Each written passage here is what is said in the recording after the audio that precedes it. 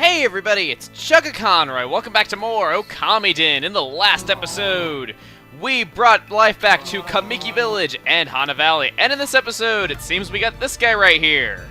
So it seems like the merchant is finally back. And that background looks kind of weird. Dad always swears by this place. You know what?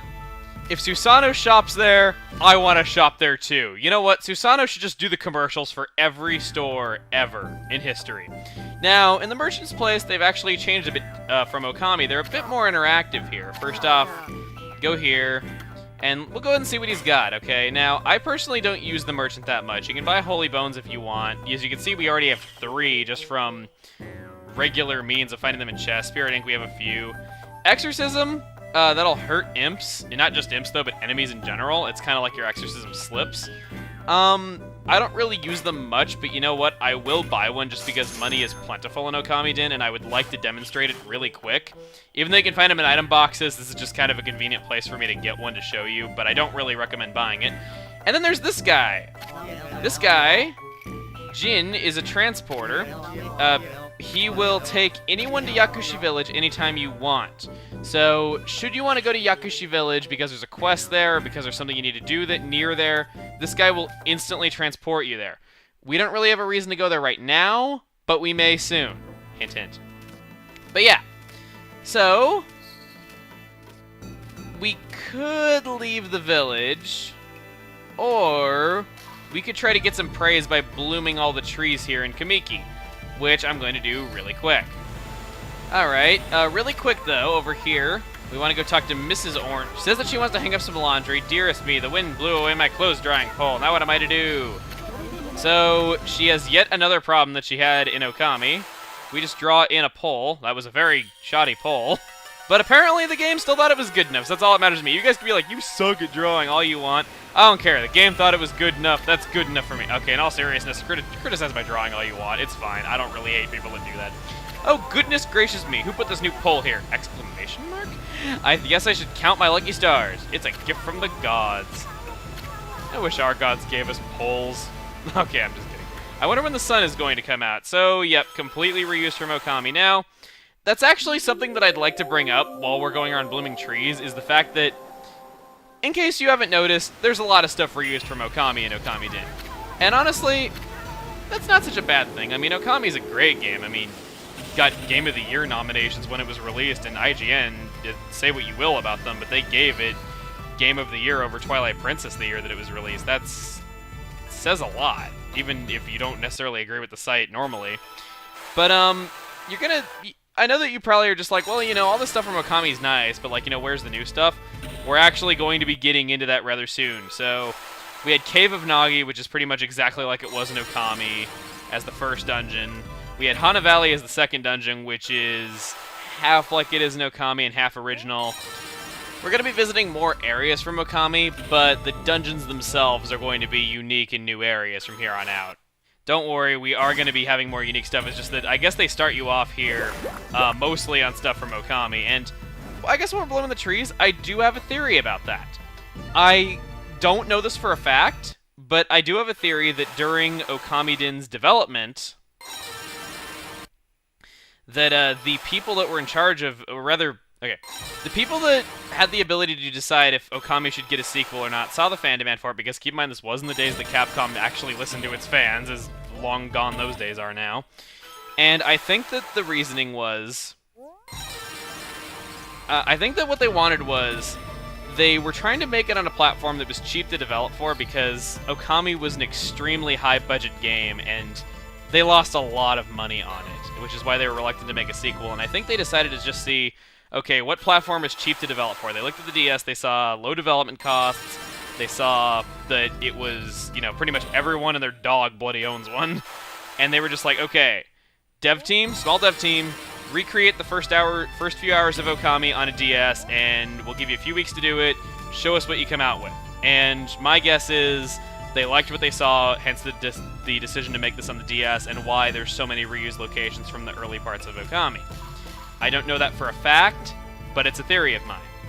But now that we've done all that, we've bloomed all the trees here in Kamiki, we have all the praise that we can get, and with that, I say we leave the village.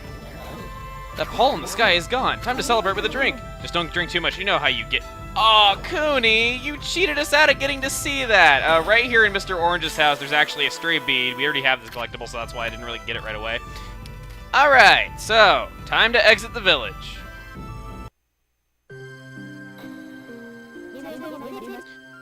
You know, I'm not even a real descendant of Nagi. So how come I could beat those demons in Hana Valley? I know Susanoo is my dad, but I want to know who my real parents are. How come I can't remember them? All I know is that 9 months ago, I passed out and Dad was the one who saved me. Now I live with him and that's fine. But I can't remember anything. I guess someday. Aww. But I'm not worried. I'm sure I'll be able to remember something on this trip. Hey, you two! Isun! You two getting along? Isun, what are you doing here? I know, it's like he's actually... I don't know. I was just kind of worried about you. Thought I'd check in. You guys seem like 2 peas in a pod now. Yeah, we make a pretty good team, I think. Good to hear. Now, I don't mind going to the city. What for? Work? You could say that. A celestial envoy is always busy. There's some other stuff. I'll tell you later. Well, Isun's apparently up to no good as usual. See you guys around. Remember to play nice. As if it wasn't obvious enough, we now know that Kuni is adopted.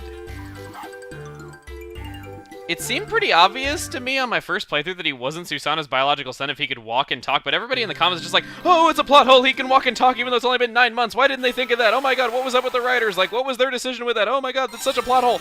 I thought it was pretty obvious that he was not Susanoo's biological son and that he must be adopted, because they said that it was a secret why... during the game's development, they said that it was a secret why Susanoo has a walking, talking son, you know, before that. But... I don't know. That's just me. Look at that, Mutt. Even with the divine intervention, there's still cursed zones. Did Miss Saki tell us to hear the guardian sapling as well? Heal. God, I'm turning Japanese here. So, we now know that Kuni is not Susanoo's biological son. And we're finally back out in Shinshu Field, so what do you say we take care of this? Guardian sapling is all withered. Alright, Mutt, I think you know what to do. Bleh, apparently the thought of drawing circles makes me stumble on my commentary. Who would have thought? I'm kind of iffy about that circle. Hey, it worked! It really is more forgiving in this one.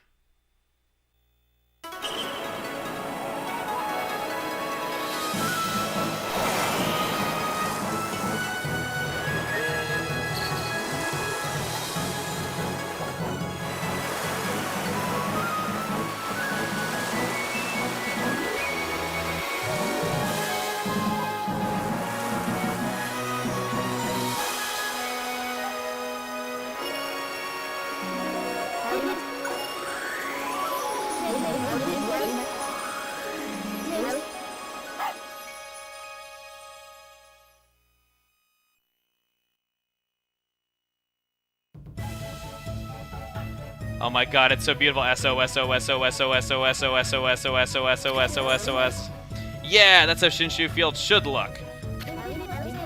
Let's just run around and check the place out. Someone's in trouble. Okay. So yes, I promise not to do that again. Kind of funny how so yes sounded like SOS, but yes. So, we have restored Shinshu Field back to the way it is, and with awesome music to boot. Now really quick, I'm kind of sorry if this episode felt a bit light on content, because there really wasn't a whole lot to do. I mean, we restored Shinshu Field, which is great, but I do kind of understand that this episode had less content than the others. It's just, I don't want to explore Shinshu Field in this episode, because this episode would be well over a half hour if I crammed that all into one video alongside the stuff we did here. So, I hope you understand me ending it off right here, because I'd like to start fresh to explore it. So next time on Okamiden, we'll be exploring Shinshu Field. See you guys then.